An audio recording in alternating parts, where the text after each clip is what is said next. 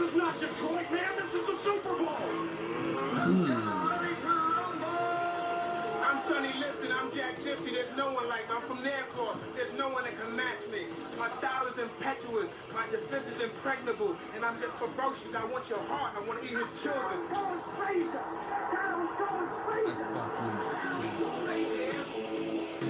This. California! I think that the NFL knows what Randy Moss has done with marijuana, and I think the NFL knows what Randy Moss does with marijuana. B-Rad. Playoffs? Don't talk about playoffs. You kidding me? Playoffs? I just hope we can win a game. Good morning. And thank you for joining me. Top of the morning. Those of you already on Facebook Live, the millions obviously listening around the world on Blog Talk Radio, live from Hollywood, California. This is Tough Love, and I'm Alistair Conrath on a special Tuesday night edition of Tough Love, a little NFL recap, Vikings, Eagles style, and you know what, I might hit on some others too, I don't know. Those of you seriously in Facebook, good to have you. You know, it's funny, like I mentioned last week, the first time I did this, you know, it's always a different crew on Monday night who watch, or Tuesday night instead of the people who watch on Sunday morning.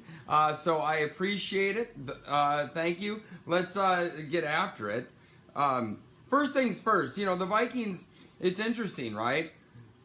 They beat Philly, and, you know, like I mentioned Sunday morning, I didn't expect that to happen. You know, the Vikings coming off that tough loss here in Los Angeles, B-Rad. And I don't know, you know, I mean, what was I supposed to do? Say, oh yeah, Vikings are easily going to go to the Super Bowl champs' house, even though they're not playing well, in a rematch of what was last year's NFC Championship game, losing at home to arguably the worst team in the league at the time in Buffalo, which still may be, going and losing to the Rams, and then, oh yeah, I'm supposed to feel confident about going to Philadelphia and playing and winning that game. It's a huge relief to win that game. The Vikings were looking at 1-3-1 going into a home game against Arizona, and then on the road against Detroit, who all of a sudden can only beat good teams and lose to the shitty ones. So, you know, I mean, the Vikings could have been in a very precarious position. And, quite honestly, with that dud against Buffalo, how are you not to sit there and, you know, expect the worst? Therefore, that's why, even with the win on Sunday, because of that Buffalo game, I'm still not convinced that the Vikings have got it together. If they would have beaten Buffalo convincingly, like they should have, and lost yesterday to Philly, going into Arizona, I would feel much more confident. Because, oh well, we lost to the Rams, arguably the best team in the league. We lose at Philly, you know, the reigning Super Bowl, defending Super Bowl champs. You know, those two losses would not have been that big of a surprise.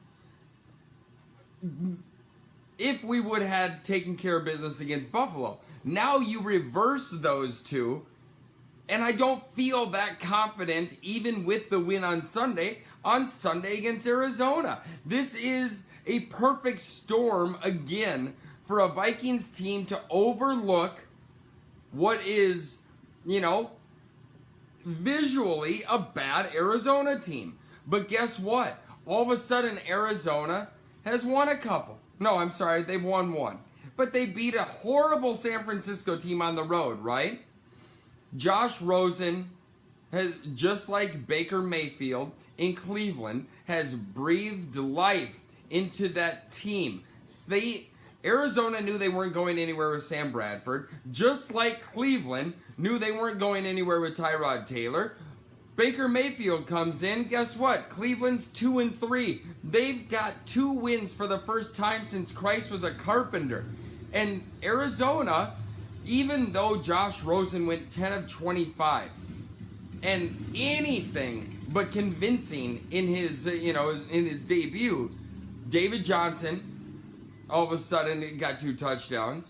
The defense, think about this stat, by the way.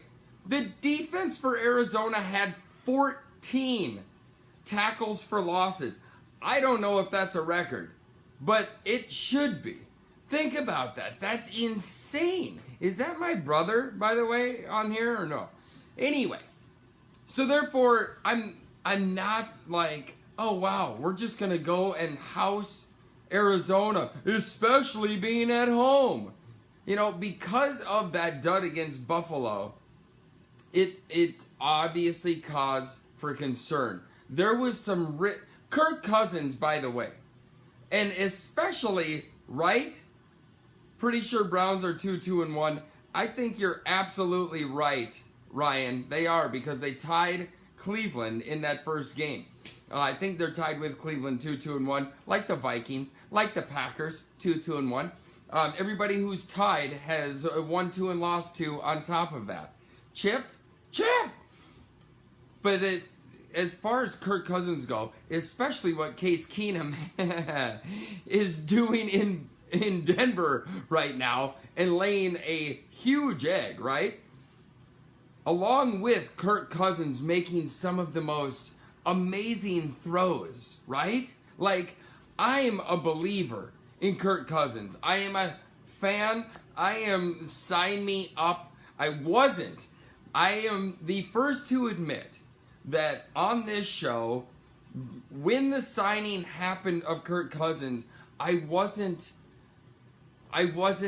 thrilled, to say the least. The guy's proven he can toss it around. He's had 3 straight 4,000-yard seasons, 25 touchdown passes, one of 3 quarterbacks to do that the last 3 years. Even with that was a lot of money to give a dude who never won a playoff game, albeit the people around you matter more in football than anything. But Kirk Cousins is making passes that are like Hall of Fame type of passes. The guy is dropping dimes on a weekly basis, and I am a believer. Now, you can only live by the pass for so long. Peyton Manning only has 2 Super Bowls if you want to count the defensive gem, when he was with the Denver. But even as prolific, if you recall, in his second season with Denver, where he threw 50 some odd touchdown passes, they got to the Super Bowl and got shithoused by Seattle 43-8, if you remember.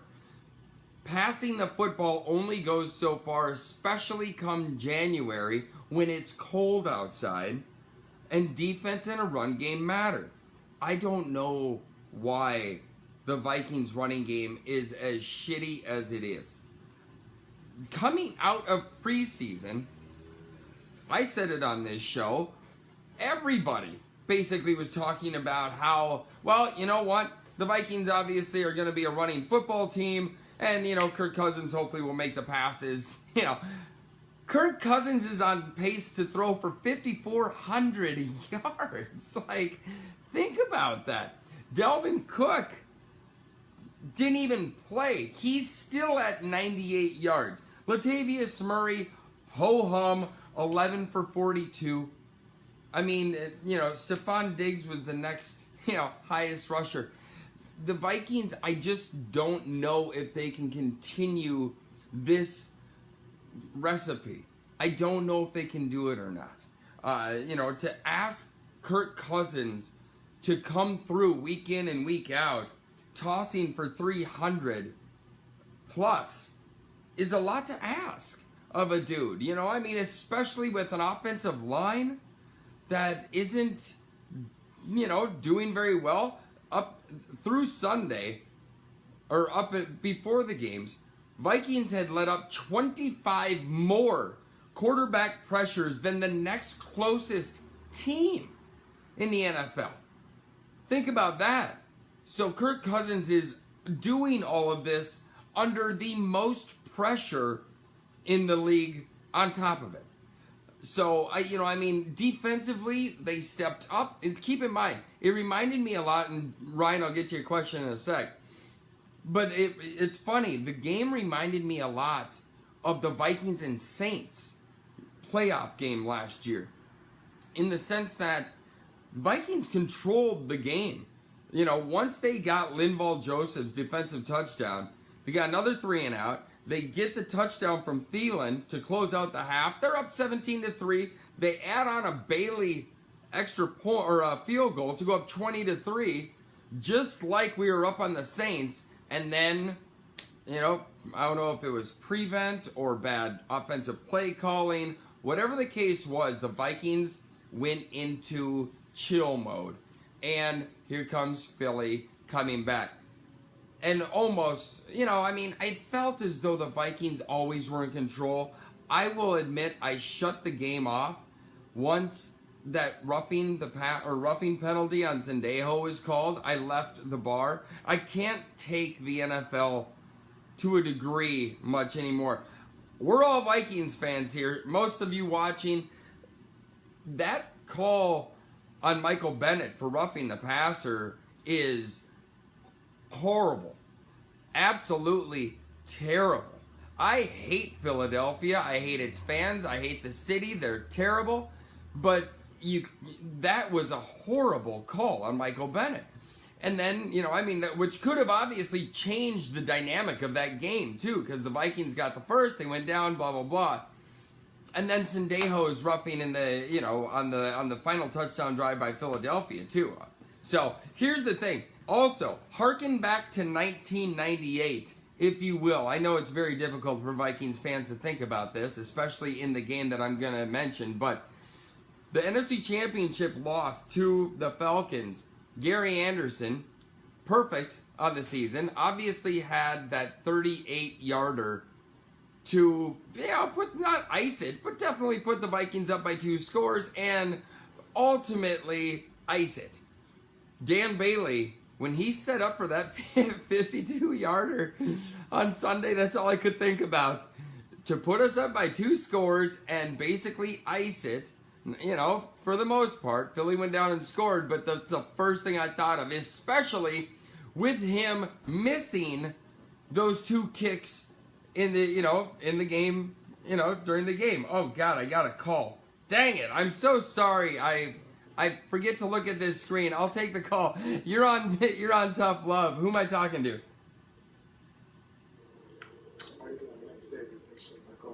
David, what's going on, man? I don't know if you guys can hear it on Facebook Live or not, but tough. It's all good. What's going on, man? What do you got? Yeah, I just wanted to ask you a question. I used to be a big Viking fan, and I used to follow a lot. I just came to realize that, don't you ever realize sometimes it's all just a bunch of vanity? It's really nothing at the end of the day. Hold on a sec. Do I realize it's all just a what? It's all just vanity. Like, I had all the friends from Philadelphia last year, and they were so happy about the Super Bowl win. The whole city went crazy. And now you look at the Eagles now, they're struggling, and it's like, what does it even mean anything? It's just a bunch of, it's nothing, really. Think about it. No, yeah. The Vikings win the Super Bowl, and then the next year they're bad again. I mean, what does it ultimately mean? You know what? I'm telling you right now. I 100% agree with you. David is calling in, and he basically says, why do we watch? For the most part, to a degree of being it's vanity. You're hanging your hopes on a game that you have zero influence in whatsoever. Absolutely zero influence. And so he has a point, and it's funny you bring that up because I have said it a lot on this show because in my younger days, I used to get bent. I'm talking bent if the Vikings lost or if my team didn't do what I wanted it to do, and I'd get upset. And, over time, I realized I don't have a horse in the race, even though, and again, we're going philosophical here, but at the same time, it's like, just because I'm from Minnesota, why am I so prideful to be from Minnesota? It's funny. Dave, you're the only one, that's ever called and has ever actually put a spin like this on the show, but it's something that it resonates with me, because even though I was born and raised a football, fanatic, if you will, I still understand that it's just like, anything else in life that you have absolutely no power over, but you let yourself get upset about. Politics is something like that. Religion is something like that. We all, for whatever reason, let ourselves get affected by something we don't have any play over whatsoever. So yeah, I get it, Dave. I understand 100%, especially to sit there and brag. Think about being a Patriots fan. You know what I'm saying? Like, all is winning if you're like 25 years old and a Patriots fan, right? So to sit there and think like, oh, we're the best, we're awesome, like that, it's like, you haven't done shit. Tom Brady is awesome. Bill Belichick is awesome. Like, we all sit there and live vicariously through the sport, be it football, soccer, rugby, baseball, basketball, whatever the case is. That's the rub. That's the thing that people don't understand, and they get so mad. They get, they fight over this type of stuff. It's amazing. So, Dave has a point. There's no doubt about it. And it's funny. It's just, I don't know what it is about humans. I don't know. We all just, if I want to get real weird about it, I can really equate my football love to a brainwashing, just like somebody with religion, somebody who's racist, because nobody, like, Daniel Tosh says, nobody comes out of the womb being a racist, or religious. Those are taught behaviors. I was taught, because my dad coached football, my uncle coached football, that it was, this is just my life. And that's just what I understood, And Mo, you're right, on Facebook Live, Mo's like, soccer is life in most parts of the world. There's absolutely no doubt about that. And quite honestly, in the rest of the world outside of the U.S., soccer is, people look at soccer stadiums around the world. It's insane, So and Dave, are you back with me? Yeah, sorry about that. No, I heard it. No. So I think, go ahead. Go ahead. No, go ahead. You were going to say something? No. Add on to it. Go ahead. I was just going to say, I think what a lot of it is you brought up the point of soccer around the world, and it's just that people, because people stop believing in God as much, or stop following religion the way they used to, sports has become the new religion of today. The reality is, for most people, sports is their God. Like, they worship these teams, they worship these players, they treat them like gods, It's absolutely sick. Yeah, man. That's really what it comes down to. No, Andy, you're absolutely something to worship, and these NFL players are definitely the last people on earth who should put on that level of life. That's unbelievable. And a bunch of billionaires, who the majority of them are doing all kinds of drugs, sleeping with prostitutes every single day of the week. well, hold on. Keep in mind, like, just like everything in society, for most part, it's always the small percentage that make the biggest ruckus. You know what I'm saying? Like, and I'm not downing. No, it's the majority of them. Well, the majority. you know what? The majority that are the good guys that do the right thing. Yes. They're the small percent when it comes to the NFL. Well, you don't know that. Yeah, I work at a place here in Los Angeles. Well, how do you know that? Growing up, like I grew up in Minneapolis, so we used to, the program I used to be in when I was younger, we used to go down to the Vikes training all the time.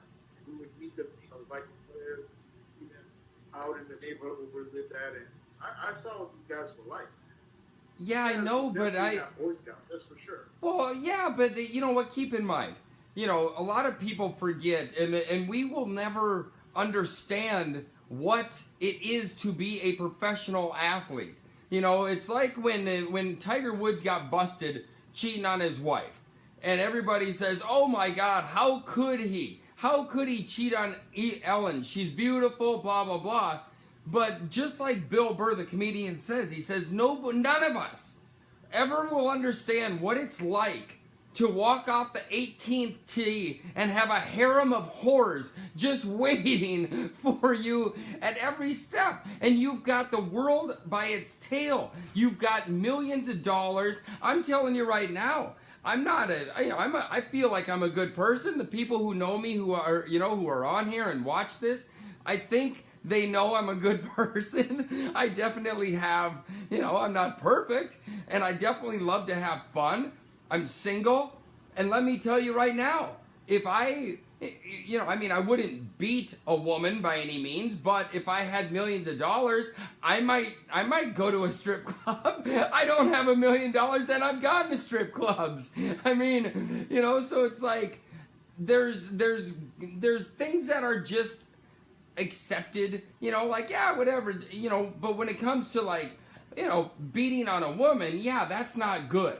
But to sit there and say every football player, or not every, but the majority of them do that, I don't think that's fair. And don't get me wrong, you're talking to a guy who never really stands up for, the football players because they're not the smartest. I just love watching them play the sport that I love. And, most times, often than not, they let me down. But why? Because the media grabs on to this, to the one instance and is like, meanwhile, the other 45 out of 53 players on the active roster are, for most part, doing the right thing. Yeah, are they getting together and maybe going out and having a couple cocktails and going to a strip club? Yeah, so what? So you know what I'm saying? Like, unless they're, cheating on their wives or beating on them or, being a bad parent, stuff like that. I mean, I'm a good person. I'm a loyal friend. I love my family. But at the same time, I get down. I party, and it's, I don't look at, there's a lot of things that I look at that aren't bad. Do you think that it's good for a grown man to worship another human being like that? Well, no, but okay, so. When I used to go to the football stadiums, you used to see grown men. Oh, yeah. Worshiping. Yeah. No, and I don't, but keep in mind, there's so many different things. I live in Los Angeles, Hollywood, to be exact, right? And the TMZ bus is packed. Every single day there is a line waiting to get on that TMZ bus. Every single day. Because for whatever reason, people idolize movie stars. They idolize the Kardashians. They idolize people with a lot of money and a lot of fame. And that is something that, as a society, we've done for years. For years. I'm not saying it's right. I'm not saying it's right because, the whole cliche, we all put our pants on the same way, blah, blah, blah. But because the media sensationalizes things the way that they do, there's a lot of people who just aren't smart enough to decipher it. And because I love football, we still, as adults, have the opportunity to get upset, to let it go, to do whatever we want. Unfortunately, on Sundays, there's a lot of booze that's involved, that unfortunately gets into, makes people act a certain way. And, even, I'm not saying just the drunks get overreactive. I'm sure there's sober people out there who, let the game affect them too much. But at the same time, it's like, it's a passionate sport. It's a masculine sport. Not, but I mean, even baseball fans get bent. It's just, I understand. Don't get me wrong. I understand exactly where you're coming from. 100%. I really do. We shouldn't, put these people on a pedestal. We should put teachers, we should put, people who do good for society, start up a nonprofit, but that's just not what we do.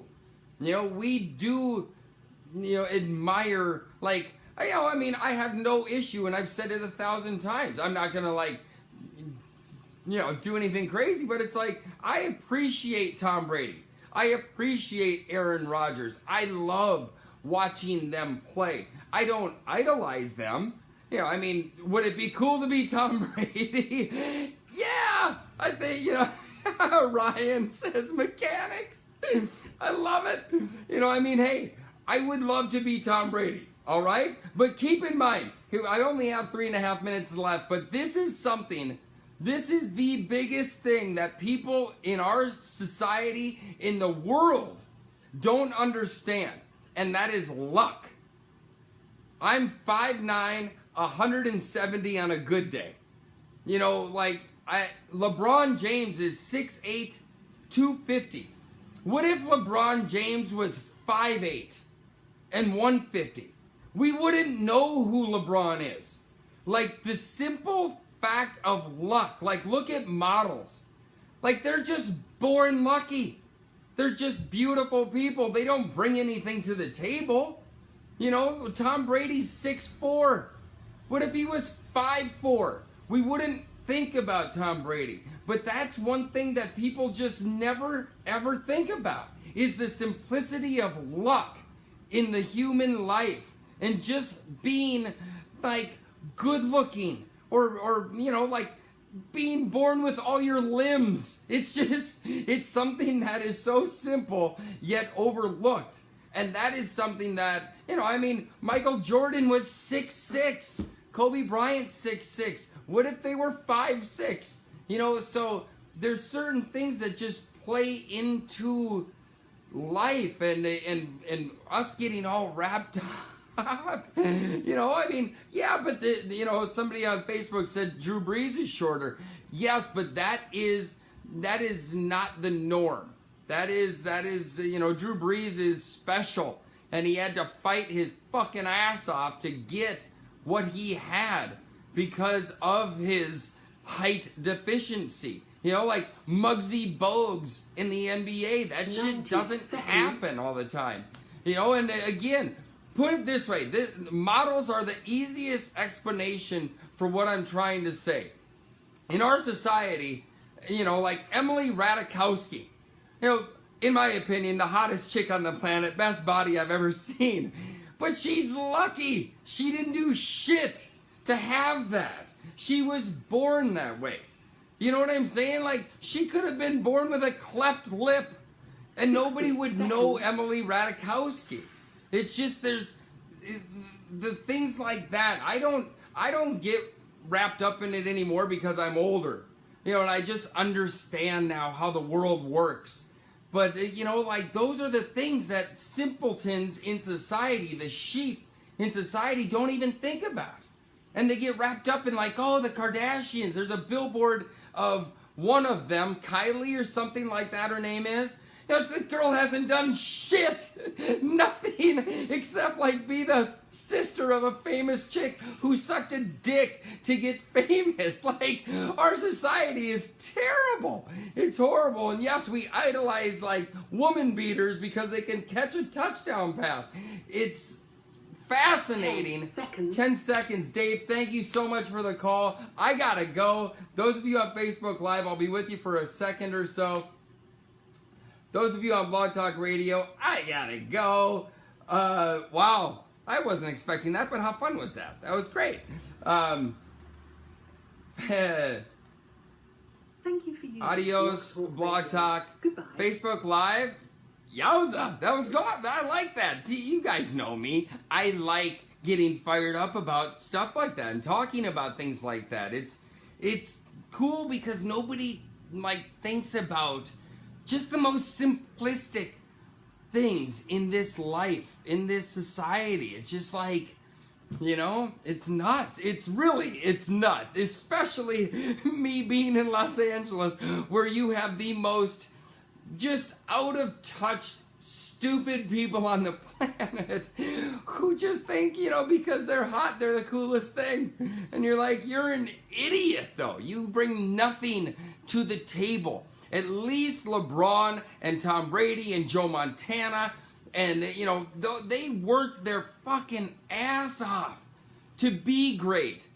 Tiger Woods, you know, like, gets off playing 18 and goes to the practice range, you know, the driving range. Like, that's, you know, they might be physically gifted, but they still work their ass off. Supermodels are just, they don't do shit. It's incredible, you know, and then our society is like, the Kardashians are the worst people on the planet, but they're not, because the people who like them are the worst people on the planet, right? Ryan, I'm finally getting back to your question. Ryan, you're hilarious. My favorite quarterback is quadriplegic. That's funny. Ryan, Jamal Charles. You know what? It's funny, right? Like, how all of a sudden a running back can just be forgotten. You know, like, everybody was so quick, and I know he got hurt last night, and I hate it. I hate it because I love Adrian Peterson. I love him. I love his work ethic, his tenacity. Yes, he beat his fucking kid. I get it. We don't have to go over that again. But it's amazing our society is so quick to write people off. And it's like, he's washed up. He's done. It's like 2 years ago, he won the rushing title. It's not as though he forgets how to run a football. And before he got, hurt last night, a dislocated shoulder, you've seen things this year with AP that is like, yeah, he's not 09 AP, or 2010 AP, but he's still like super good. And it's just funny. So therefore, Jamal Charles, I don't know. Jacksonville, and up until that phone call, I was going to, kind of finish off the Vikings-Eagles chat and, talk about other games. And, Jacksonville, I wasn't expecting their defense to get, 30 points dropped on them. But, Blake Bortles is he can do like he did last year in the playoffs and really play well, right? And then he can go against just a terrible defense in Kansas City, like a shit defense up until Sunday. And Blake Bortles just does nothing on Sunday against Kansas City's defense. Leonard Fournette, biggest pussy this side of like Dwayne Rudd. It's terrible. Not Baltimore, but Jacksonville, I don't know. Jamal Charles hasn't played for a bit, and he's not AP when it comes to like just physicality. He's a smaller dude, and so I don't know. Yeah, and how about Isaiah Crowell? And what does that say about Denver? Like, this season is so fucked up. Denver gives Kansas City a real, game. And I don't know if it was because it was division game and those two are rivals or whatnot. But then they go and they get just shithoused by the Jets. And Robbie Anderson gets, I think they had 4 plays of over 60 yards or something like that against Denver. Reggie Roby got ass raped by Robbie Anderson. Holy cow. It's just, I don't know. I saw LaShawn McCoy who knows? Who knows if he goes to Philly? That would be kind of funny though. You know, the whole circle of life type of deal. You know, and obviously with Jay Ajayi going down, they need something. And you know, trade bait. Look what happened when Teddy Bridgewater went down, and the Vikings, you know, felt like they were a Super Bowl team, so they had to do something. They traded a first and a fourth just to get Sam Bradford, which, hindsight, it is what it is, you know? And so, you know, does Philly, what do they give to, you know, to get LaShawn McCoy? Le'Veon Bell to Philly, that is a true possibility now, right, Mo? Just because, you know, Jay Ajayi's down and you got Corey Clement, but who else you got? You know, LeGarrette Blount's gone. It's just, yeah, you need to do something, just like the Vikings did to get Bradford, which I said at the time, not a bad thing. Like, your team is intact. You can't rely on whoever the hell they had at backup. You couldn't. So you got to do what you need to do.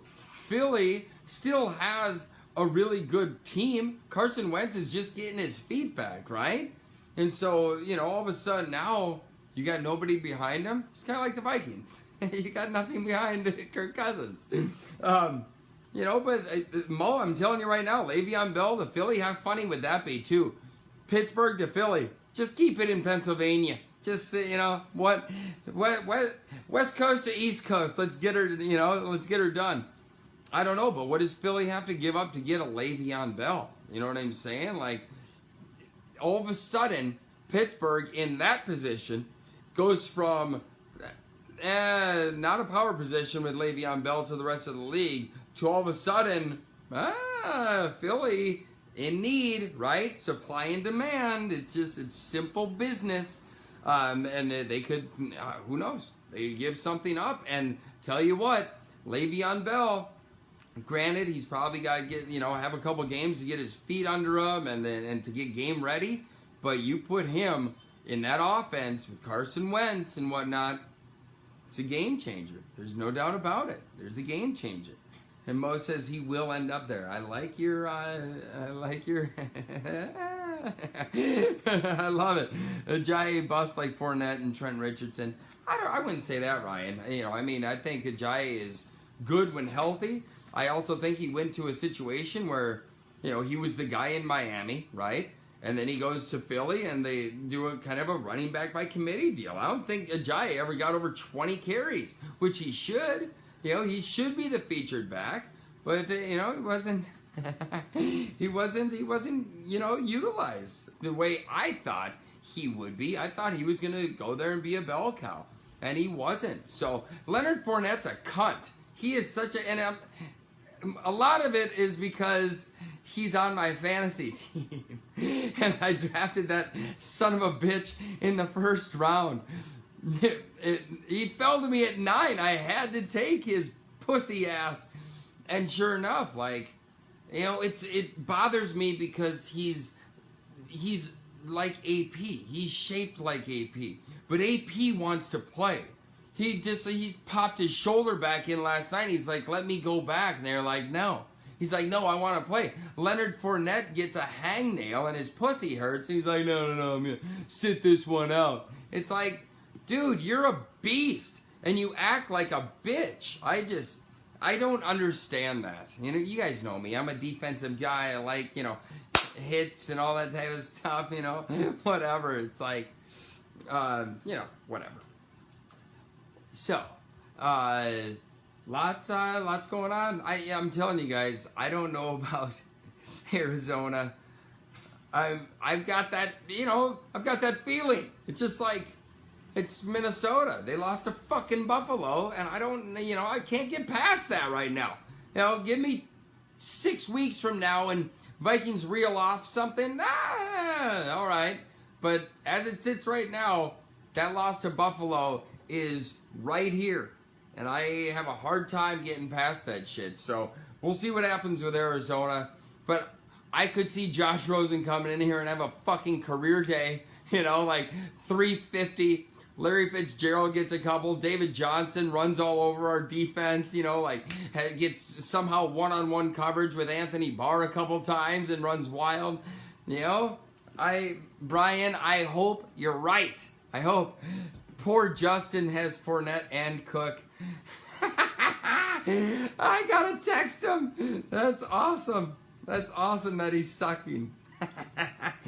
I love it. That's funny. It's funny. I love it. Anyway, I'm gonna go. But thank you. This is awesome. I love it. And I will chat with you guys on Sunday morning. Yeah, but the Mo says the win in Philly will give a boost. I mean, you think so, right? But look, perfect example. Look at Tennessee. And I'm not saying we're Tennessee, but Tennessee beats Jacksonville, and then they beat Philly, right? Back to back. And then they go to Buffalo on Sunday and fucking lose. You know what I'm saying? Like, you just never know. You never know. You know, I mean, unless it's the fucking Patriots, and fuck the Patriots, and fuck the Packers, and good night. I love you guys. I'll see you guys Sunday. Ciao.